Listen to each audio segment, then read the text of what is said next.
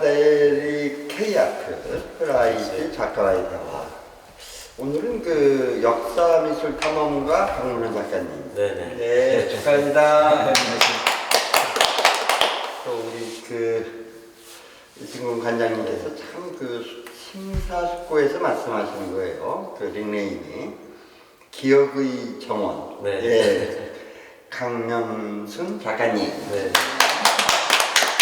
한 번 더 또 칭찬 한번 해드릴까요? 네. 추상의 재발견. 네. 그렇죠. 예. 그 역사미술 탐험가 그 박문원 선생님께서는 추상의 재발견으로 수상을 받았습니다. 네. 요 부위는 뭐냐면 우리 K 아트 프라이즈의 성격입니다. 네. 네. 이 장르죠. 네. 이승 관장님께서 아주 신의 한 수를 두셨는데 네. 제 편이죠. 일종의 우리가 어떤 방향으로 예술 세계의 성격 생태계를 만드느냐, 추상의 재발견, 대상을 다르게 보기. 네. 어떻습니까? 네.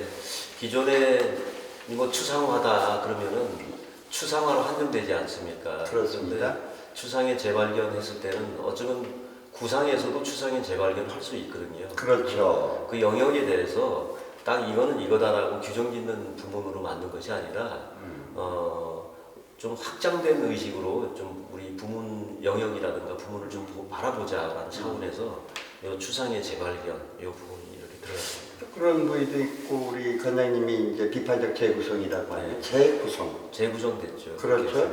이제 우리가 이제 사물을 볼 때 비판하는 것이 아니라 사유하고 네. 사유의 재발견이다. 뭐 이렇게 보는데 신선합니다. 네. 우리가 뭐 구상, 비구상 또는 뭐 추상, 그죠? 네. 뭐 화바트. 근데 실제 본질이 그게 아니다 이거죠. 네. 그래서 어쩌면은 그 추상의 재발견했을 때 우리가 그 발문법이라는 게 있지 않습니까? 그렇습니다. 어쩌면 작가들이 이 사회에다가 작품을 통해서 화두를 던지고 그 화두가 발문을 던지는 거 아니겠습니까? 그렇습니다. 그렇게 되면 다양한 답변들이 나오게 되고 그래서 하나의 정해진 답이 아니라 다양한 답들이 나오게끔 할 수 있도록 우리 작가 선생님들이 상상력과 창의력으로 작업을 하고 계시기 때문에 거기에 걸맞는 이름을 부문을 만들어야겠다 해서 또 이런 또 부문이 나왔습니다.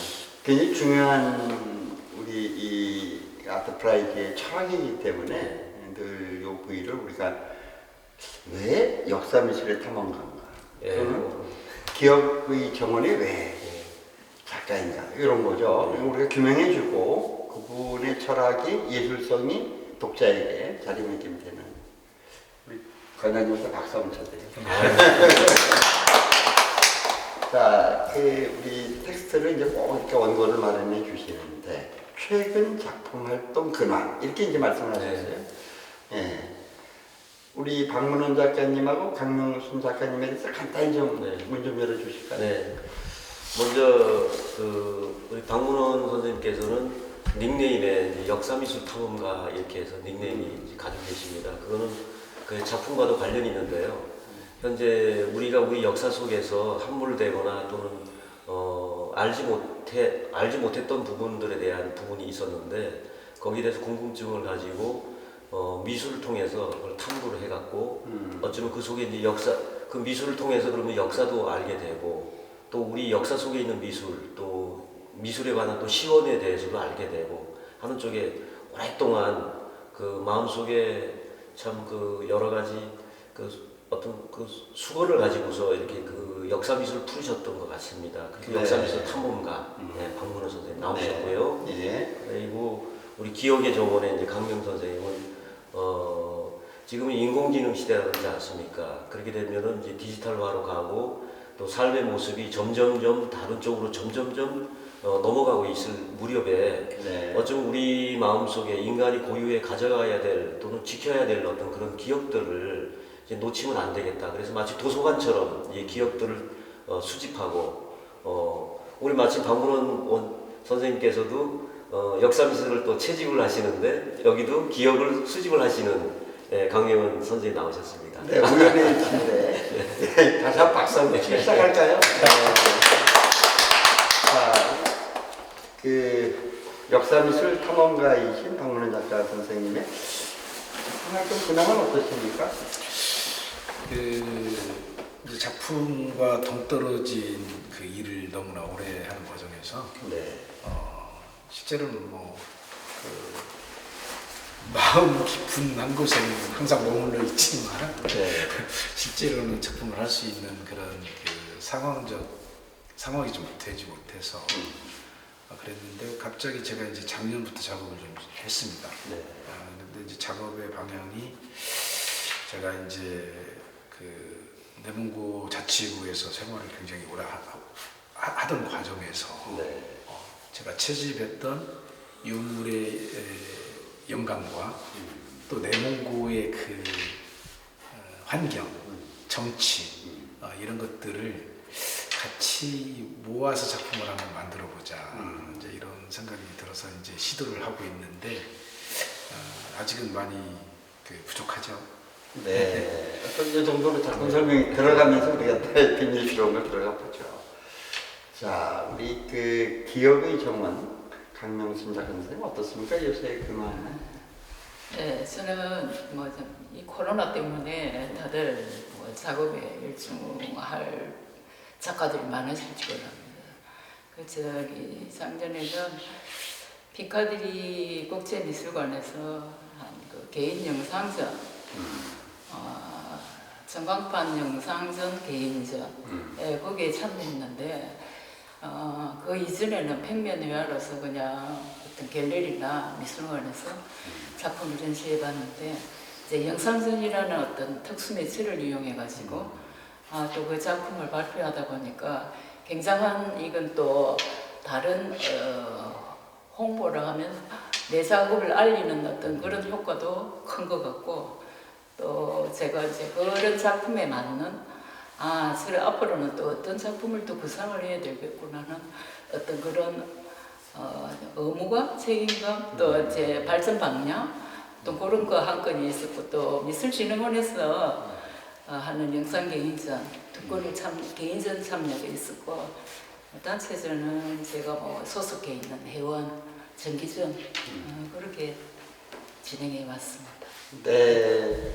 관장님? 네. 네. 짧게 또 말해 네. 주시죠. 아마 그 역사미술 탐험가 박문호 선생님께서는 그건 작품을 거의 30년 가까이 이렇게 놓고 있었다 이렇게 말씀을 하셨습니다. 그래서 그 기간적인 부분은 제가 사전에 또 말씀 나눠보니까 참 오랫동안에 작품을 못 하셨더라고요. 그래서 그거는 마음속에 우리 역사미술을 통해서 또 역사의 여러 가지 우리 시각화되어 있는 역사적인 유물이나 우리 것에 대해서 마음속에 그걸 풀어야 되지 않나 싶어서 그쪽 시간을 너무 오래 보내셨기 때문에 작품을 이제 2020년이죠. 20년부터 다시 이렇게 새롭게 붓을 들게 됐는데, 아마 마음속에 또 작품 색에 대한 감흥이 그동안 붓을 들지 못했던 시간 많지 굉장히 큰 뭔가에 대한 것을 아마 풀어내실 것 같습니다. 또 우리 기억의 정원 강명수 선생님께서는 근황에서 현재 이제 새로운 것들을 한번 접해 보셨거든요. 이게 문화기술을 이용한 매체의 디지털 그 화면을 통해서 영상 작품 송출이라든가, 그래서 앞으로도 우리 작가들이 이렇게 새로운 것에 대해서 이렇게 나올 때 그것도 참여를 해보면서 새로운 것에 대해서 늘 창조적으로 한번 도전해보자 이렇게 말씀을 하시고 그런 것 같습니다. 네, 용기를 주시네요, 우리 관장님. 자, 작품 요번에 수상된 작품에 이제 작가 직접 설명을 하나 들어볼까요? 네. 자, 그렇다면 내몽고에 관한 타이틀이 멋있죠? 네. 우리 박문호 작가 선생님 작품 먼저 한번 보여드릴게요. 자, 작품 설명을 우리 작가 선생님이 직접 해주시는 게 좋겠는데요. 화면 좀 띄워주시고. 네. 제가 내몽고에서 생활을 하면서 그 내몽고의 환경이 우리 사냐와는 굉장히 좀 다른 그런 환경입니다. 그래서 거기는 대단히 높은 산들은 아니지만 첩첩산중, 첩첩산중이고 거기에는 이제 들짐승들이 많습니다. 그런데 이제 들짐승들에 대한 그 감성보다는 부엉이가 밤에 부엉이가 거기는 꽤 많습니다. 부엉이가 우는 그 울음소리가 그 고요한 사냐를 굉장히 그 장엄하게 흐르거든요. 그래서 지금 이 작품은 굉장히 늦은 시간, 동이 터 오기 시작한 그런 정도의 느낌을 한번 담아보았는데요. 그래서 부엉이를 제가 좀 의인화를 시켰습니다. 네. 그리고 부엉이를 크게 클로즈업을 했죠. 그건 이제 뭐 소리를 나타내기에는 제가 역부족이기 때문에 부엉이의 그 메스 덩어리감으로 크게 장엄한 걸 표현했고, 이제 부엉이가 그 가슴에 걸고 있는 저것은 폐용입니다. 그러니까 홍사문화는 폐용으로 최고 지도자들이 옥기를 사용을 했던 걸로 보입니다. 그런데 저기 이제 용을 단순화시킨 거예요. 가슴에 걸고 있는 용 보이시죠? 네. 그래서 알파벳 시자입니다, 저게. 그래서 이제 시형 형태, 시자 형태의 용이라고 해서 시형용이라고 부르는데요. 그게 제가 여기가 시형용을 걸었던 이유는 홍산문화의 대표적인 기형이라고 볼 수가 있습니다. 그래서 또 홍산문화는 우리 민족의 시원으로 지금 접근하고 있고 연구를 하고 있기 때문에 그 내몽고의 그 깊은 밤에 그 부엉이의 그 장엄한 울음소리, 그리고 이제 그 사냐, 그런 것들을, 그 다음에 이제 우리 민족의 시원이라고 여겨지는 그런 그 유물 중에서 대표적인 그 시형령을 가슴에, 부엉이 가슴에 걸었죠. 예, 그렇게 표현을 해봤습니다. 자, 부엉이 소리가 와 있는 것 같아요. 새벽의 느낌이 쫙 나는데요. 예, 그렇죠. 예. 우리 관장님 생각해 주시죠. 그 서양 미술사, 특히 뭐 옴브리지의 서양 미술사가 우리 미술학도들에게는 뭐 거의 그 교과서 아니겠습니까? 그렇죠. 그러면서 이제 미술의 시원을 푸는 게 이제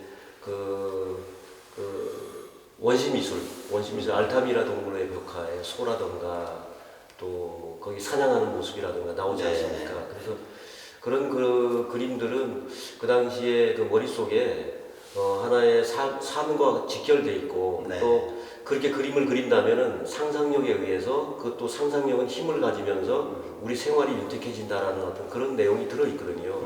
그래서 아마 서양 미술만 우리가 알았는데 지금 박문호 선생님께서 말씀하시는 이제 우리의 역사 속에 있었던 이런 유물들에서 착안한 그 상상력이 시각화돼가지고 그림이 나오지 않았습니까? 얼마든지 서양 미술이 아니라 우리 속에도 우리 역사를 통해서 미술의 시원이 되고, 그렇다면 상상력이 또 충분히 작동될 수 있는 그런 미술이 있다는 걸 보여주시고 있는 현대 미술인 것 같습니다. 네, 아니 근데 이 아크릴임에도 불구하고 우리가 이제 인터뷰 준비할 때 느낌이 장지에 그린 먹감이 들어올 정도면 이분이 그 천부적으로 그 물성이 상당히 테크니컬한 분이 아니시니까 상당히 그림을 깊게 그려본 분이 아닌가 이런 느낌인데 어떻습니까? 예, 지금 금방 말씀하신 대로 그림을 자세히 보게 되면 아주 깊이 있게, 그렇죠. 어쩌면 마음속에 또 고요히 침잠에 들어가면서 더 들어간다면 영혼의 어떤 침잠까지도 느낄 수 있는 고요의 또 심연의 어떤 바다를 느낄 수 있는 것 같습니다. 네. 그래서 아마 그리는 기법이 상당히 그 깊이 있게 다루는 것이 아마 내면에서 이렇게 나온 작업의 형태가 아닌가 싶습니다. 그렇죠. 제가 32살에 첫 저서에 저 홍산문화를 다뤘어요. 야, 그러셨군요. 그때 당시에 홍산을 묻어버렸습니다, 중국에.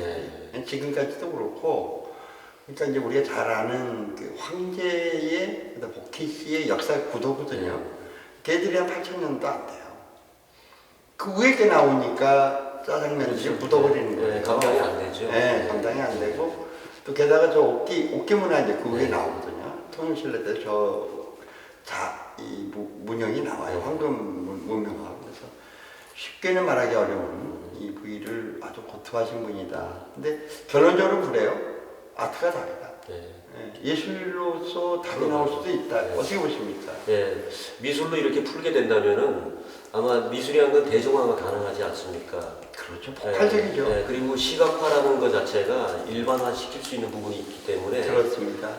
금방 말씀하신 대로 미술이라는 것이 갖고 있는 여러 장점이 있는데 그렇습니다. 이 장점들을 통해서 알려지게 된다면은 우리 자라나는 그 청소년들도 그러고 기성세대들도 우리의 문화가 이렇게 아름답고 상상력을 또 이렇게 유발시켜 줄 수 있구나. 그렇다 그러면 미래로 갈수록 창의력과 상상력이 필요한 시대에 우리 문화를 통해서 이렇게 상상력을 더 고갈되어 갈 상상력이 또 되살아나고 상상의 시대를 열 수 있겠구나라는 또 어떤 긍정적인 또 효과도 있을 것 같습니다. 그렇죠. 네. 우리 숨겨진 고대사와 아트와의 만남을 통해서 그 지금까지의 담론들을 풀어낼 수 있는 그런 어떤 동기부여를 해드리는 게 관장님 몫이기도 한데 작가 선생님이 지금 또 워낙 좋은 작품, 또 훌륭한 작품 보여주셨기 때문에 아마 많은 사람들이 감동하고 이 작품의 깊이에 또 같이 또 함께 감동을 한번 하리라 이렇게 보겠습니다. 전 이거 젊은이 이렇게 보고 그 은하철도 999의 천이가 천이가 막 돌아다니는 것 같은 은하수를 얘는 그런 어떤 이렇게 뭉클한 것도 왔어요. 그리고 이게 이제 그 두루마기 망토 같은 그렇죠. 그런데 큰 눈을 가진 이제 부엉이였는데 그러면서 이 시용이 걸려 있는 요 공간 안에 포인트가 되면서 부엉이가 아주 그 눈이 밝지 않습니까? 환하게. 그러니까 어디까지 꿰뚫어 봐야 될지는 모르겠는데 물론 박문호 선생님께서 이제 그 거기에 대한 화두에 답을 계속 이제 내주시리라 보겠습니다. 계속 부엉이와 같은 밝은 눈으로 찾아내고 발굴하고 조명하고 마음이 좀 시원한 그림입니다. 네. 이 정도 할까요? 네. 자, 우리 기억의 정원 강명순 작가 선생님 수상작품 좀 보여주시면서 설명드릴게요. 어떤 건 수상작품입니까? 이거죠. 이렇게 콜라주 작품이죠? 예. 그리고 요거 한 점을 먼저 먼저 좀 보여드리고. 예. 작품 설명 부탁드리겠습니다. 예. 네. 저는 자연으로부터 작품의 건cep을 했습니다. 자연의 본질인 생명의 근원과 신비로운 어떤 질서 이런 것을 통해서 삶의 모습에서 꽃을 이미지화했습니다. 그리고 또 기획을 통해서 고쳐야 되는 그 생각들을 편리를 모아서 함축적이고 또 상징적으로 재해석되도록 절제되고 간결한 이미지로 그렇게 표현을 해봤습니다. 그리고 또 이거는 기억된 어떤 그런 것을 더 깊이 있게 설명하고자 또 공간을 여백이나 공간을 주어가지고 상상하고 또 옛것에 대한 어떤 추억을 더듬는 그런 시간이 됐으면 해서 공간에 여백을 많이 두었습니다. 그리고 실제적인 그 대상을 빌려서 그 삶의 모습과 어떤 가치관을 한번 더 정립해보는 또 제 작가 자신의 그런 삶의 방향 그런 모습과 더불어 또 보는 분들에게도 편안하고 또 더 확장된 상상력 그런 걸 또 줬으면 하고 그래서 이런 작업으로 앞으로도 이런 작업으로 계속 근데 이제 단순화하고 그런 작업으로 엮어갈 것 같습니다. 그리고 제가 이 작업들에서 보이는 꽃의 이미지는 제가 그린 것이 아니고 만드는 것입니다. 종이, 광고종이, 폐종이 이런 것들을 잘라서 청으로 붙여서 입체의 느낌이랄까.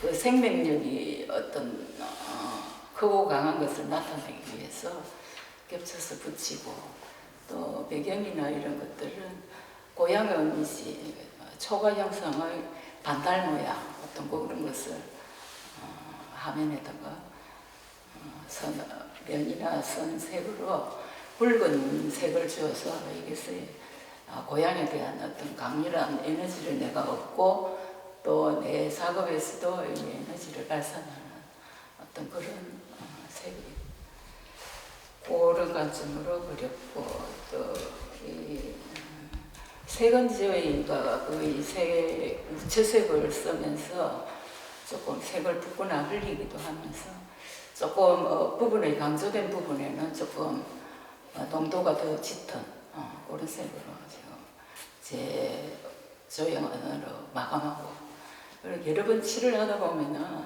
이게 드러나지 않는 부분가 있는데 제가 그 속에는 손이라는 어떤 그림을 하나 넣어놨습니다. 그것은 어떤 다정함, 그리움, 또 휴식, 또 편안함 어떤 그런 느낌을 주도록 쉽게 보이지는 않습니다. 작품을 들여다봐야 그 속에 어떤 사유와 작가의 생각과 어떤 그런 깊이가 느껴질 것입니다.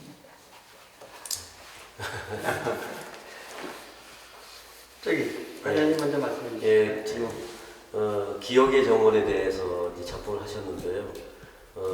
아까 이제 여기 한 점, 여기 이제 공간의 여백이라던가 이제 그런 느낌을 좀 많이 좀 넣어서 했고, 두 번째 작품에서는 우리의 삶의 모습들, 그래서 이제 풍경화, 일종의 이제 그 초가집이라던가 이제 그런 풍경들이 들어가 있다고 합니다.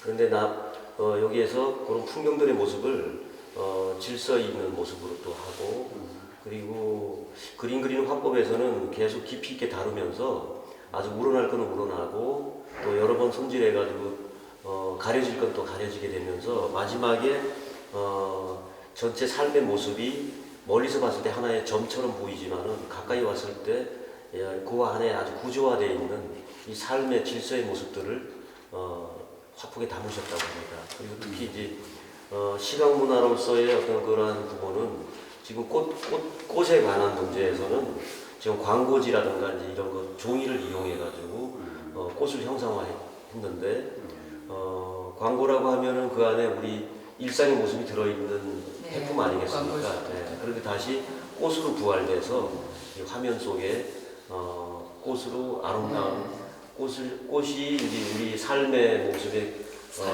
격정적 대변하는 모습으로 상징적으로 꽃이 이제 그렇게 들어갔습니다. 그러니까 이제 우리 인터뷰 준비할 때 제가 정말 기뻤어요. 거기 이제 딱 짚으니까 그게 선이었다네.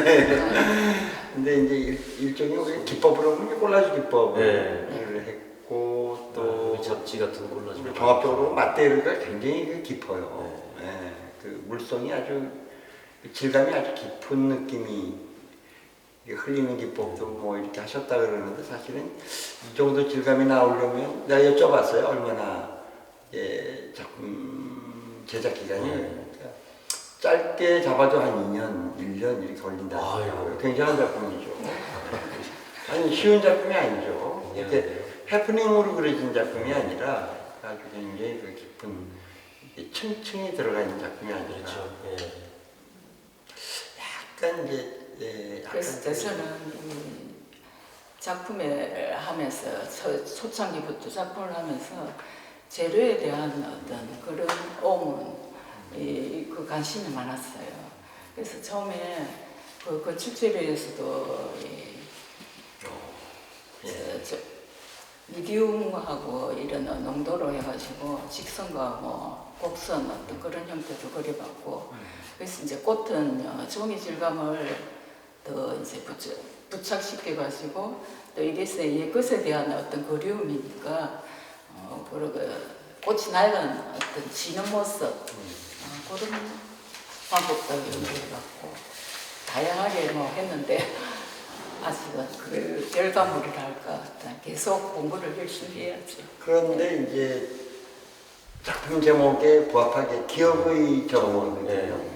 기억의 정원이네요. 기억의 정원이고 우리 강명수 선생님께서는 꾸준히 지금 방송이 이제 두 번째 차시죠. 그렇죠. 첫 번째 방송에서 하나하나의 기억들의 편린들을 이제 모아서 서랍 속에 넣듯이 편린들을 수집을 하신다고 이제 그 주제 의식을 말씀하셨거든요. 그래서 그 주제 의식이 이 작품에도 그렇게 또 응용되고 적용돼서 또 하나의 작품이 나왔구나 이렇게 그러면서 이 작품에서는 상당히 이제 집을 많이 그리셨대요. 이렇게 초가집의 모습이라든가 우리 어렸을 때 살았던 그 동네 정겨운 모습들이 기억 속에 이렇게 담아 놓으신 작품이다. 이렇게. 근데 전체 작품으로 굉장히 화사한 네. 정말 이렇게 가을과 겨울 중간 사이에 그 들꽃을 보는 네. 끝으로는 그런 이 미적 완성이 있는 것 같아요. 예, 그렇기도 하고 또 요 위에 상단에 있는 그 작품을 보게 되면은 좀 가까이서 봤을 때 그 외곽의 형태에서 그 다양하게 이렇게 비균형적인 형태들이 모여 있지만은 이걸 멀리서 가게 되게 되면은 외곽의 형태들이 사라지면서 여기 칼라점들 색동이 또 보이지 않습니까? 그렇죠. 예. 그래서 결국 우리의 삶을 한 가지 색깔로 만들더라도 그 속에 다양성들이 있는 색동이 들어있는 그런 모습으로 작가가 보고 계신 것 같습니다. 예. 그래서 저는 이렇게 보고 이제 만의 작품인 줄 알았어요. 여기도 그런 네, 만회적인 완성도가 있어요. 뭐 작가 선생님은 생각 안 하셨는지 모르겠지만 그 만해의 전성기 작품 네. 그런 느낌이 이렇게 나는데, 네. 그런 거 어떻습니까? 예. 아마 그 작가라고 하면은 그 인상에 대한 대상에 대한 인상의 부분에 대해서 아마 마음속에 상당히 많이 감성을 갖고 있을 겁니다. 그렇습니다. 그러니까 충분히 작품이 이제 기억의 정원이라는 인지적인 제목을 갖고 있지만은 그래도 작가의 감성 자체가 그래도 녹아나서 그렇습니다. 깊이 있게 계속 그 드러날 수 있도록 작가가 계속 추구하셨다 이렇게 보겠습니다. 자, 정리해 볼까요? 우리 그 피카데리 K 아트프라이즈의 작가의 그 역사 미술, 기억의 정원. 근데 그 중요한 게 추상의 재발견, 대상을 다르게 듣기. 이렇게 하면서 이제 우리 관장님께서 이제 이렇게 비판적 재구성이라는 함의를 만들어내셨는데, 자, 이 정도로 감상을 하고. 예. 이제 우리가 앞으로 어떻게 돼야 될 건가에 대한 이제 대화를 들어가 볼까요? 자, 먼저 우리 관장님의 문을 열어주시죠. 예. 잠깐만요. 예. 그 지금 현대 미술이라는 것이 상당히 다양성으로 펼쳐지지 않습니까? 그렇죠. 근데 그 배후에는 우리가 현대성이라는 자체가 인간의 편리성을 추구하면서 그 편리성을 맞추기 위한 여러 매체들이라든가 또 다양한 그 문화기술들이 결합이 되고 그 다음에 또 미술 문화가 또 확장성을 가지면서 뭐 경제와 콜라보가 되고 또 다른 영역과 또 콜라보가 되고 이러면서 세계가 급변하고 있고 우리 미술의 판도도 또 미술계도 상당히 많은 급변화가 진행되기 때문에 아마 작가 선생님들은 나름대로 이런 환경에서 작가라 그러면은 어떻게 이런 환경과 관련해서 나의 작가 삶을 또 꾸려가야 될까라는 마음속에 어떤 그 소감이 있을 겁니다. 그래서 오늘 그런 얘기 좀 그렇죠. 그런데 이제 우리 저 관장님이 이제 중요하게 보는 관점이 이제 아트 철학. 네. 그 내면적인 이제 그런 그것을 끌어내고 이제 발현해가는 과정 아니겠어요? 네. 대부분 작가들은 뭐 창조적인 일을 하고 있기 때문에 그 마음속에 비판적 재구성의 어떤 그 시스템적인 걸 갖고 있다고 저는 보고 있거든요. 다만 이제 그런 것에 대한 자기 표현을 어떻게 정말 해내고 대중들에게 또는 감상자들에게 자기 비판적 재구성에 관한 부분들을 어떻게 이렇게 또 전달하는가 그게 궁금하죠. 궁극적으로는 관장님이 이제 그 브랜딩으로 가는 거 아니겠어요? 네. 철학이 없이 브랜딩이 안 되면은 작품이 시장에서 소통이 안 되잖아요. 그렇죠. 예. 궁극적으로는 이제 관장님이 그 방향 아니겠어요? 예. 그랬을 때 다 같은 그 작가들의 창조력이 비판적 재구성을 하고 있지만은 다 칼라가 틀리고 작가들마다의 어떤 코드가 있다고 봅니다. 그렇습니다. 그렇다면 금방 말씀하신 대로 작가 개인 브랜딩이 되고 그렇죠. 시장과 함께 할 수 있는 거죠. 예, 다양성의 작가들이 이제 만들어지게 되고. 그렇습니다. 우리 그 박문원 작가 선생님이 굉장히 홍산 문화 네, 또는 더 역사 깊은 그 내재를 갖고 네. 계신단 말이에요. 그걸 아트로 전환하는 거. 그게 이제 관장님이 해야 될 일 아니겠어요? 그렇죠. 예. 작가들은 우리가 다뤄야 될 그 지금 문화라고 하면 어떤 텍스트, 네. 그 텍스트 속에 다양한 전통, 역사 또 현재 뭐 정치 경제까지도 다 포함될 정도의 그 텍스트성이 있는데 그것이 함축적인 시각 언어로 그림으로 이렇게 나오지 않습니까? 그렇습니다. 그래서 그렇게 된다면은 작가들 그림 하나하나에는 그런 텍스트성을 통해서 뭔가를 얘기하고 이건 대중화를 통해 가지고 보급이 돼야 되기 때문에 우리 미술관 입장에서는 작가 선생님 많이 알려지고 홍보되기를 바라는 마음이죠. 자, 어떻습니까? 박문혜 작가 선생님. 앞으로 작품 방향, 또 계획, 뭐 방송사고 나도 됩니다. 예. 저는 이제 그걸 심각하게 생각은 하고 있지 않은데 우리의 우리나라의 미술 시장이라고 할까요? 거기에 조금 아쉽다고 생각할 수 있는 건 너무 진보적인 거에 대한 좀 두려움, 아니면 뭐 이런 받아들이기에 어려운 그런 점들이 있는데 실제로는 이제 오브제 같은 경우도 물론 그 작가 자신이 직접 창작한 것은 아니지만 신석기 시대 미술품이라든가 오브제라는 특성은 언제 어디서 만들어졌든 간에 그 작품의 내면을 잘 소중하게 여기서 그걸 다시 부각시키는 그런 그렇죠. 성격을 가지고 있지 않습니까? 그래서 저는 제가 그간에 많은 홍성문화 유물을 채집하면서 대단한 신석기 시대 미술의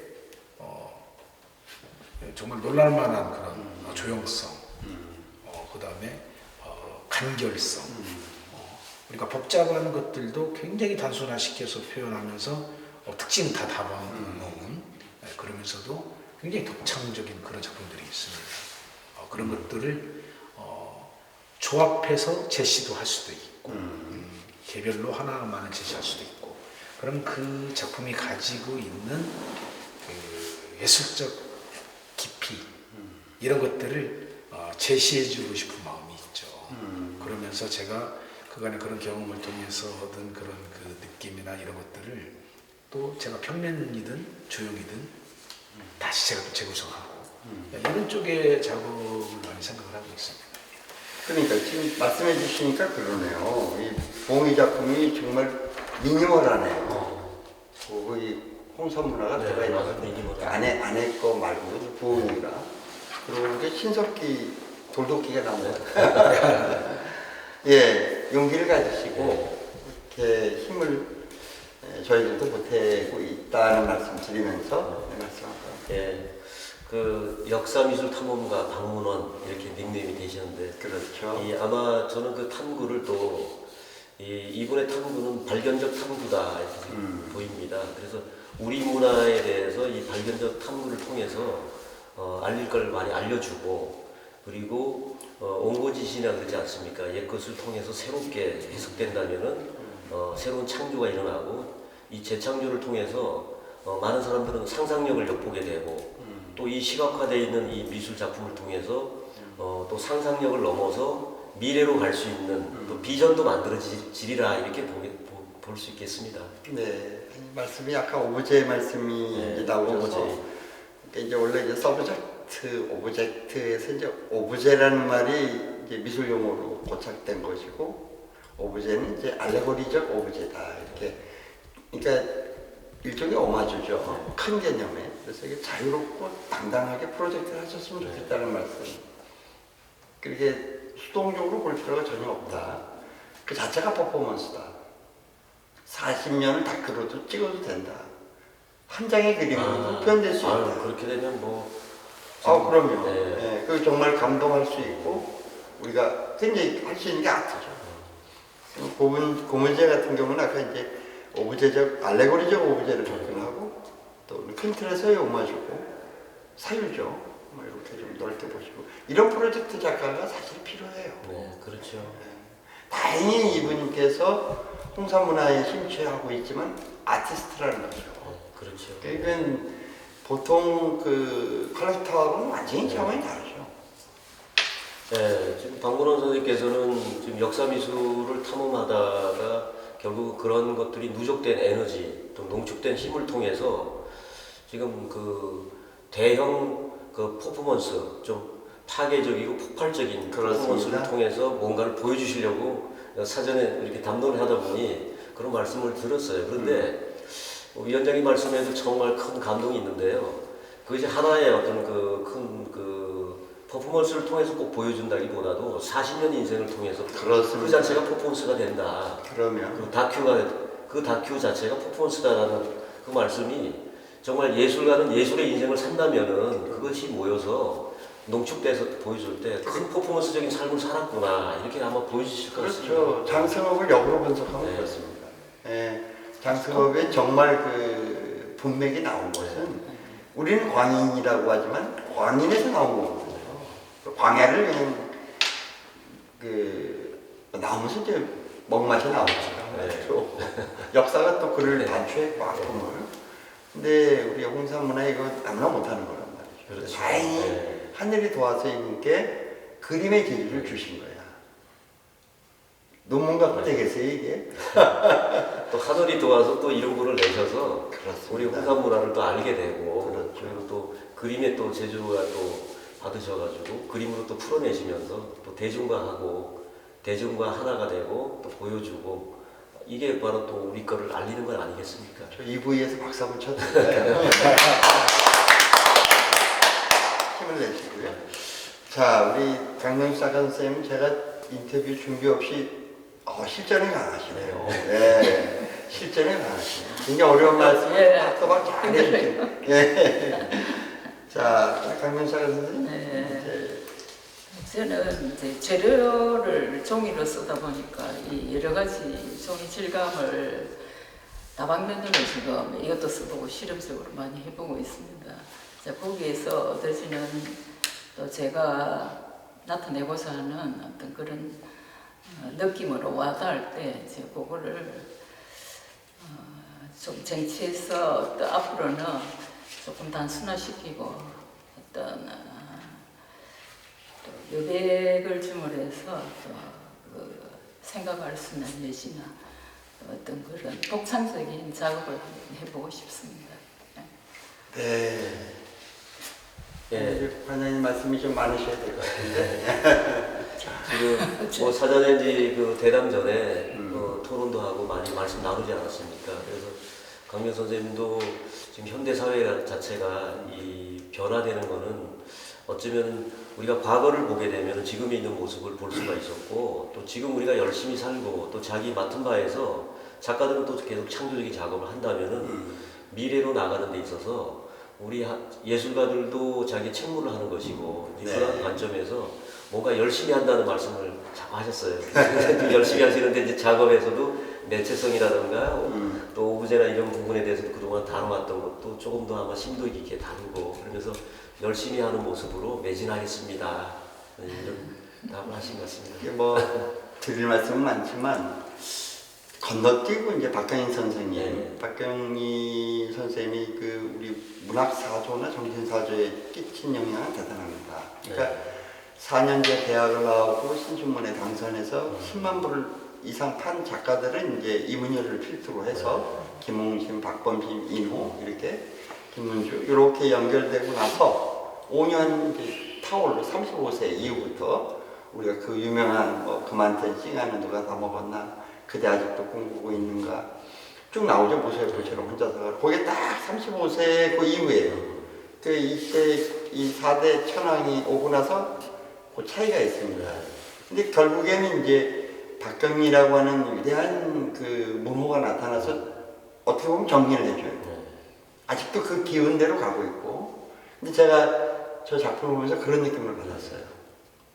감히 넘어설 수 없는 여성성이 저 안에 그런데도 철학적 태제가 있어 보이더라. 그래서 아까 마네모네 얘기합니다. 이게 참 눈부시고 우리가 저 속에서 나왔구나. 저 감성에서 우리가 나온 거 아니겠어요? 그렇죠. 그러니까 남성들이 못하는 그런 면을 느꼈습니다. 관장님 어떻습니까? 네, 오늘 그 박문원 선생님은 이제 그 미술 탐험, 그렇습니다. 네, 역사 미술 탐험가로서의 이제 작가로서 그리고 우리의 것을 또 발견적 탐구를 통해서 이제 보여주고 예술과 결합된 시각화를 통해 보여주고 우리 강유 선생님께서도 이제 기억의 편린들에 대해서 수집하듯이 또 그 전에 말씀하신 것처럼 도서관처럼 수집을 잘 해놓는다면은 우리 역사의 유물이 되고 또 인간 발전에 앞으로 큰 쓰임새가 될 것이다. 그래서 나의 그림, 기억의 정원. 그래서 아름답게 이 작품들을 끝까지 내가 지키면서 만들어 가리라 이런 말씀을 해주신 거죠. 그렇죠. 이렇게 어떻게 보면 또박또박 하시는 것 같으면서도 정리되는 느낌. 우리가 그런 아주 훌륭한 작품인 것 같습니다. 박수 한번 쳐드리고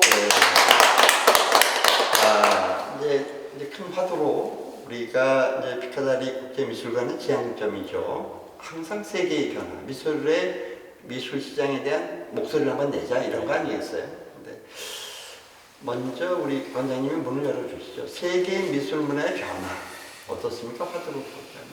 예, 지금 세계 미술 문화의 변화가 우리 작가들이 이제 거의 다 피부적으로 다 느끼고 있습니다. 피부적으로 느끼고 있는 것이 예전에는 이제 이 컴퓨터 시대 이전에는 정보가 참 귀했잖아요. 그리고 컴퓨터가 되고 더군다나 개인 퍼스널 컴퓨터로 되면서 정보가 국가 정보도 이제 개인이 다 알 정도가 되고 근데 이 변화의 속도가 상당히 이제 빠르게 진행되면서 작가들도 지금 상당히 인지적 미술을 지금 결국 하고 있는 거거든요. 어쩌면 알타미라 동굴 벽화에 있는 그 소를 그리고 사냥하는 모습의 그 작품도 인지 미술의 어떤 시작이라고 볼 수 있는데요. 그 작품을 통해서 사람들은 꿈꾸고 상상하고 생각하고 사고하고 근데 지금의 이제 작가들은 이제 예전의 아날로그적인 방식에서 점점 더 멀어지고 있고 벗어나고 있는 시대에 우리가 이제 맞닥뜨렸기 때문에 나름대로 뭐 작가들마다의 이 변화된 삶에서 각오라 할까 어떤 그런 부분들이 또 가지고 있을 것 같습니다. 그래서 좀 변화된 어떤 시점에 대한 소감을 좀 듣고 싶은 부분들이 네, 우리 관장님이 늘 말씀하시는 어떤 방향인데요. 자, 박문혜 작가님은 어떻습니까?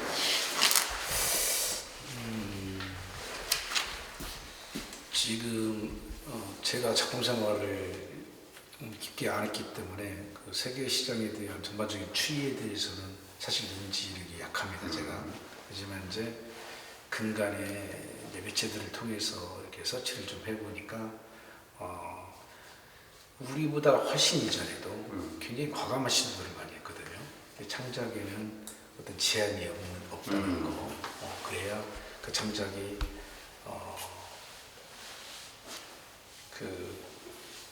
뭐라 그럴까 시대성이나 이런 것들을 초월하는 그래야 새로운 것들이 창출되고 이제 이런 것은 누구나 다 알고 있는 사실이지 않습니까? 단 한 가지 좀 아쉬움이라고 할까 제 개인적인 소견입니다. 이거는. 그 미술 시장의 이해가 작가들에게는 영향을 적지 않게 미칠 수도 있다고 개인적으로 생각을 하고 있는데 우리가 뭔가 너무 고정적인 관념에 약간은 젖어 있는 거 아닌가 하는 아쉬움이 저는 개인적으로 좀 있습니다. 그래서 창작이 예술가가 뭘 두려워하겠습니까? 이해는 이해 별도로 보고 작가가 시도하고 의도하고 하는 데는 사실 시장과는 무관한 것일 수도 있죠. 그렇지만 누구나 다 호응받고 감동이 있고 서로 소통이 되고 이런 풍토가 조금 더 폭넓게 작가들이 과감하게 어떠한 형태든 자신 있게 내놓을 수 있는 그런 미술 시장의 폭이 좀 더 커졌으면 하는 개인적인 바람이 있습니다. 네, 조심스러운 말씀이지만 우리가 이건 대답을 해야 될 것 같습니다. 관장님 어떻습니까? 네, 그래서 그 작가들 스스로도 지금 변화된 어떤 그 예술 환경에서 뭔가를 계속 꾸준히 진행해 나가는 모습을 가진다면은 진화하는 작가가 된다고 볼 수 있겠습니다. 네. 제가 조금 더 곁들여지면 이렇습니다. 국내의 교수급에서 그리고 자기가 호당 300만 원 하는 것들은 다 쓰레기입니다. 판매가 안 돼요. 10만 원. 그러나 창작적이고 호응받는 작가들이 새롭게 나오는 작품들은 없어서 못 팔아요. 시대는 이제 완전히 변했거든요. 실제로 그렇습니다. 알고 있는 주위의 선배나 선생님들 작품 물어보면 어마어마하게 비싸고 그게 이제 굳어져가지고 지금 말씀해 주신 작가들이 못 나오는 거예요. 그건 확실히 보셔야 돼요. 우리 적폐입니다. 우리나라의 미술시장이. 우리가 피카다리아 국제미술관에서 해야 될 일이 뭐냐면 정말 새로운 작가들을 발굴하고 시장에 내보내야 돼요. 네. 이제 시장이라는 것이 지금 이렇게 된다면은 어떤 예전의 시장성이 아니라 지금 그렇습니다. 확장된 시장이라는 개념이 새롭게 만들어져야 되고 그렇습니다. 네, 그래서 그 안에서 작품들이 예전에 갖고 있던 유통 개념이 아닌 새로운 관점의 이 유통 방식이 또 만들어져야 된다고 보고 있거든요. 그래서 지금 기존에 뭐 옥션이라든가 이제 이런 부분들이 있지 않습니까? 그런데 우리가 알고 있는 옥션 개념을 넘는 새로운 방식의 옥션, 거기에는 전혀 예상하지 않았던 옥션의 형태도 나올 수 있겠죠. 그렇습니다. 더군다나 지금 코로나로 인해 가지고 비대면이라든가 온라인적 방식들이 지금 굉장히 진화하고 있지 않습니까? 그리고 AR 그 전시장이라든가 VR 전시장 이런 것도 나오고 또 수요자들도 거기에 걸맞는 그런 구매를 할 수 있는 시스템이 지금 갖춰지고 있거든요. 그렇습니다. 그래서 작가들이 지금 새로운 방식으로 재편되고 있고 좀 재구성되고 있는 이 미술 환경을 인지해서 조금씩 같이 갈 수 있는 지금 한 발에 더 같이 가지 못하더라도 관심을 열어둔다면 조금씩 같이 가다가 나중에 큰 걸음으로 같이 갈 수도 있거든요. 그렇게 해서 새로운 미술 환경에 우리 작가들도 뒤떨어지는 것이 아니라 동반자로서 같이 가는 주요 중심의 주체가 돼야겠다 이렇게 볼 수 있겠습니다. 네, 강민수 선생님 어떻습니까? 네, 저 역시 똑같은 답변인데요. 뭐 매체가 너무 급속하게 또 발달되고 또 그에 따라서 우리 미술인들이 거기를 따르지 않으면은 낙후되는 거예요. 그래서 이런 그 정보의 기술도 있고 기술과 결합하는 과학 기술이죠. 이런 것도 관심을 가지고 더 도전적이고 더 분발하는 그런 자세를 임해야 될 것 같고 또 어떤 이제 새로 나오는 미술인들도 그 요즘 시대에 맞춰서 변화에 맞춰서 새롭게 과감하게 어떤 이런 여기 국제미술관에서 업무하는 어떤 공모를 통해서도 재발굴이 계속 이루어졌으면 될 것 같아요. 네, 마무리해 주시죠. 네. 지금 그 우리 전 세계적으로 한국에 대한 관심이 지대히 높아지고 그래서 한류가 지금 만들어져 있지 않습니까? 그런데 그 장르를 보게 되면 이제 음악이라든가 영화라든가 또 다른 이렇게 매체들에서는 그 한류가 크게 일어났지만은 아직 미술에서는 그 한류에 대한 부분은 있지만은 그거를 뒷받침할 만한 미술 시장이라든가 또 작가군에 관한 어떤 형성이 아직 우리 미진하다고 볼 수 있겠습니다. 그런데 그만 위원장께서 말씀하신 일반적 작가 안에서는 이제 그러한데 특수 작가들은 지금 한류는 되고 있거든요. 그렇습니다. 그렇지만은 예술가들이 또 한국의 작가들이 워낙 많기 때문에 전체적인 그 미술 작가의 한류가 필요하다 이렇게 보고 이 일반화될 수 있는 부분에 대한 한류 문제를 우리가 열심히 좀 노력해서 그 한국 미술 시장의 어떤 이 규모라면 크게 말할 규모가 아니라 그 전체 안에 있는 프로젝트적인 어떤 규모로서 살려내보자 이렇게 돼서 한국의 예술 문화, 특히 미술 문화가 세계 만방에 또 많이 알려지고 있다면은 우리의 그 역사에 대해서도 더 깊은 또 관심이 또 지대해질 거고 이 한류를 뒷받침하는 어떤 그러한 또 중심체가 되지 않을까 이렇게 싶습니다. 네, 너무 또 알찬 토크쇼였고요. 자, 우리 인사말은 이제 우리 박 작가님하고 이렇게 순서대로 하겠습니다. 자, 마무리 인사, 박문현 선생님. 네, 그 어려운 환경 속에서 그 작업에 전념하시는 그 작가님들께 그 마음의 응원을 이렇게 전달하고 싶습니다. 네. 자, 우리 강명순 작가님. 네, 이런 공모전을 통해서 또 제가 또 이런 인터뷰도 할 수도 되고 어쨌든 저 개인적으로는 영광이고 또 본인들에게 더 미래와 희망을 보여주는 어떤 이런 공모전 계속 이어졌으면 좋겠고, 예, 국제미술관에 감사드립니다. 네, 감사합니다. 관장님 마무리 인사. 네, 오늘 K아트 프라이즈의 추상의 재발견, 그다음에 대상을 다르게 보기에 우리 역사미술 탐험가 박문원 선생님 모셨고요.